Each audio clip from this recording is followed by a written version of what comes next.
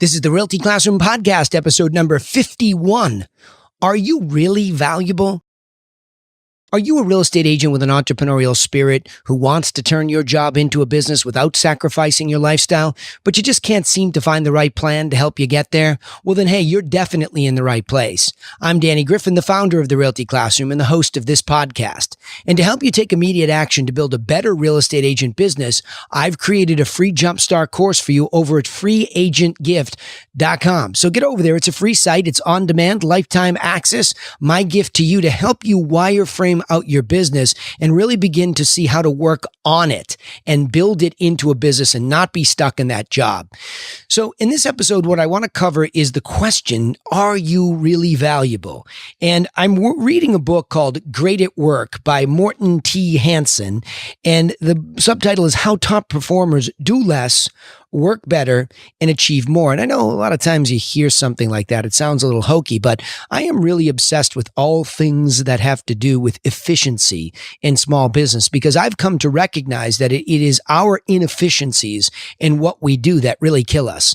So whether it's the inefficiency and the use of time, not knowing what to do when you're brand new to the business, or wasting enormous amounts of time of resource and money and leads, etc., as you grow. So we have this issue of how are you really great at work? And, there's some stuff in here that will shock conventional wisdom. And let me read the quote here that just stopped me in my tracks and made me want to do a podcast just about this in the tail of what we've been talking about knowing your offer.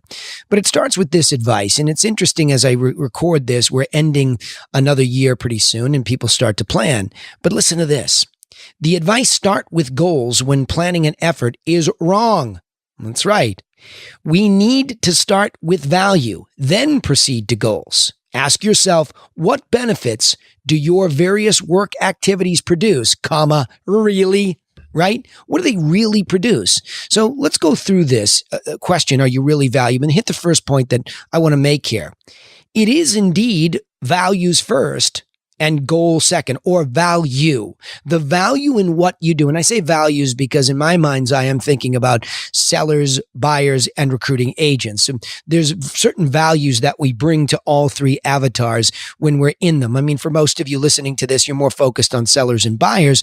So each of those have to see the value in you. And that really begs the second point here pretty quickly. And it's in his quote. What benefits do your activities produce, really? If you really sit there and think about it, is you say, okay, and this happens to me in coaching all the time. I ask my mastermind students who are really all top producers already, and I ask them a simple question, what's your value? And it's fascinating to see them stumble because so many of them have graduated into becoming very good technicians. They really know how to be technical on their marketing and do it correctly, technical on their follow-up. But if you really ask them what's the overall value of doing business with you across the whole entire process, they'll stumble and fumble. And I think they'll go to values. Well, I care and nobody's going to work harder and I have, honesty and integrity. And those might be the intrinsic values or the explicit values that are being expressed in their business, but they really can't come up with really just a little bit of an anecdote about why they're valuable. So that really struck me that the way that you try to come up with it is think about it. Think about what you do. And I asked them this today when I was coaching. I said, look, if you look at one of your marketing pieces in and of itself, can it stand on its own two legs? Can it be valuable to the consumer? I know what you want as an agent. You want to send out a postcard and you want somebody to come back in and you want to get that lead and you want to start that conversation and create a prospect, which I'm pounding on you all to do. But to get them to react, we have to be able to express value. Right? And that's key. So when you read it, did the person who received it walk away with some benefit? That's what value is. If I bring you my value, you presumably glean some benefit from that. You walk away and go, oh, that was interesting. Even if it provokes thought, there's some value in making the consumer think properly about the process. So really, to establish your value, Get away from trying to get the goals. I want this number of transactions and I've got to get this number of prospects. That is critically important. But before you can even arrive at writing a good marketing piece, writing a good telemarketing script, putting together a good face-to-face presentation, you need to know why you're valuable in that moment for somebody. I know everybody thinks to themselves when they get face to face, well, I'll just express my values. And here at the Realty Classroom, we promote these universal processes like the 7 steps to selling, 6 steps to buying. And by going through that, you're valuable to people, right? But we don't connect to that. We see that as a way to keep us on track versus seeing what is the consumer hearing, seeing, learning in that moment that's valuable to them, and how do they walk away from that situation with us having benefited. Okay.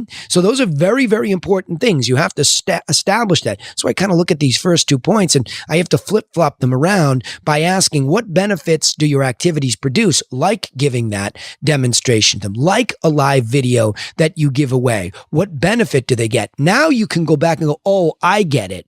So my value really is when I express this to somebody, now somebody has an idea about the order of things. That's valuable. They understand that, for example, on the listing side, understanding pricing at range first is valuable. Then you look at condition, how you can move up that range. So those are some examples of you being able to articulate to the public, right, what the process really is and being valuable as a resource to the community, to the public. Anybody who'd be interested in selling or buying, or if you're trying like I do here, trying to be valuable and give away information for free that I glean from coaching. That's trying to start with value. And again, my value proposition here is to always be strategic with you, to provoke you to think, to work on it and manage it intentionally. That's value. I know what my value is sitting here doing this podcast, right? But the next point is a really tough one. And I think it's probably the most critical point I want to make today, is that one of the ways to really get set in your value, get your legs under you like a good athlete would, so that their balance is really clear.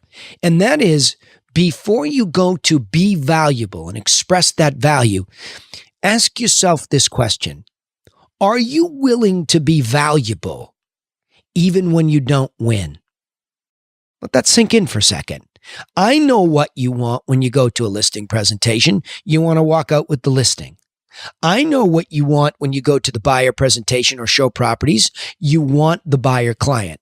I know what you want when you interview an agent. You want them to join you. I get it. But are you willing to walk into any of those 3 situations, live, on the phone, wherever you might be, and be valuable to that human being in that moment in time without getting what you want? Think about that for a second. Why would I be so keen on that concept? See, because back about 6 or 7 years ago, I recognized the error in my ways. I always had felt empathetic. I always knew that I could be extremely valuable to anybody that I was trying to help and that I was passionate about it. But was I really rooting myself in just making sure I always accomplished that mission? Or was I always intertwining it with the outcome? Was I sort of in that mode where I'm wink, wink, wink? I know the whole idea is to get paid, right? Isn't that what we're doing here in business? Got to get paid. Yes, I haven't lost my mind completely here.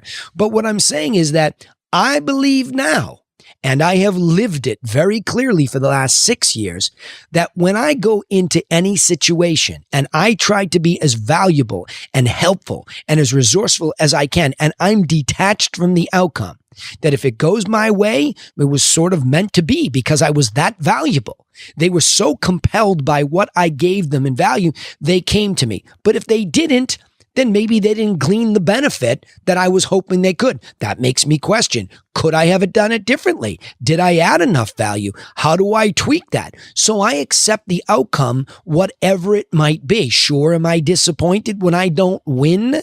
Sure, but it's not about me when I do this correctly. It's about leaving that valuable footprint that benefited that other human being who in that moment needed help. And they might take Yes, I said it. They might take that benefit to somebody else and do business with them, but they benefited. And I have to be okay with that. In fact, I have to be enthused and happy for that. That's the way it should be. That is a very, very difficult and high standard to follow. But I will promise you, if you're willing to be valuable without winning, you will be shocked at how much more business authentically comes your way. Because think about that word authentic. You end up in a position where you didn't compromise your own integrity. You might say, I have integrity and I'm resourceful and I'm helpful. But unless you can detach from the outcome, think about it. Are you really? Are you really? Or is that dog in the hunt still for you? That, I didn't win. Now they're going to take my stuff and they're going to give it away. I get it. We're human. We feel like that. But I think that's a moment to pause and say, hey, I just hope it was helpful to whomever could have it. We're always worried about something getting stolen from us. Just give your best stuff away for free authentically. Watch what happens. And the last point here is value is not generic and easily copied. You see, in the Realty classroom, early on, I established some very simple, I guess, valuable infographics that expressed the order of, or at least the order I thought it belonged in for selling a property and buying a property. Put them in simple infographics and gave them away like candy to anybody and everybody. I gave them multiple times to some of my friendly competitors that I liked. And I said, geez, you ought to take a look at this and think through it this way. And they took them, walked away. I don't know whether they used them in a presentation or not, but I hope it was valuable to them. That's how willing I was to give it away. Why? Again, am I insane to give my competitors my value? No, because here's what's impossible to copy. You cannot copy you. Nobody can. There's no way to go out there and do it exactly like the next person. So the value is in the way that you explain it, the questions that you ask, how good you are in that conversation. Are you really hearing everything that they're saying and responding? I mean, there's no training for that real live moment per se, to the extent that you don't know the serendipity of the moment where you say this, you didn't expect that answer, or vice versa. They throw a question at you. That's a good question. That's all really something that can't be formalized. I mean, you can keep yourself organized with that valuable presentation and that order of things, but you and the way that you handle all of this are going to be so unique and uncopyable, if that's such a word, right? You can't be copied, all right? So let me just go back and summarize these points. The question on the table today is, are you really valuable? And the key point, thanks to my new friend here in the book, great, I highly recommend this. It's simple, great at work, Morton T. Hansen. By the way, he co-wrote a book with Jim Collins, the Good to Great author. These guys have their stuff down, and there's a lot of empirical evidence to support their work in here, which I love. I love guys who really do their homework. So the point was, as he says, it's value first. You've got to know your value first, then set your goals. How many people you want to express that value to as far as leads, prospects, clients, etc. What benefits do your activities produce? Really, ask yourself that. When you leave a presentation, how did you benefit them? When you finish a telemarketing call, how did you benefit them? The next point, are you willing to be valuable without winning? And lastly, value is not generic and easily copied. Nobody can do this like you can because you're unique. That's it, right? All right, summarizing the key point, it's critical to understand what your value is, how to clearly articulate it, and offer it without an attachment to the outcome. Now remember, you can take immediate action and get started in the right direction working on trying to figure out your value with our free video course over freeagentgift.com. We also broadcast our live sales training on Facebook every Friday at 1 o'clock EDT. So remember to turn on your page notifications so you won't miss the reminders.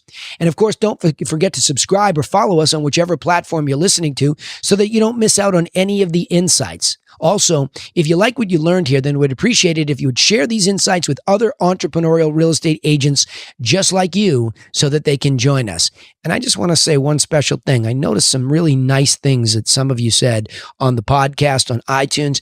I can't tell you how much I appreciate you for taking the time and listening to this, number one, but number two, taking the time to react. It is just jazzing me up to do more of these and go deeper and even start to broadcast podcast, some live Facebook training, and give that away too. All right. Hey, thanks for listening. And remember, nobody's coming for you. So go get to work on your business. See you in the next episode.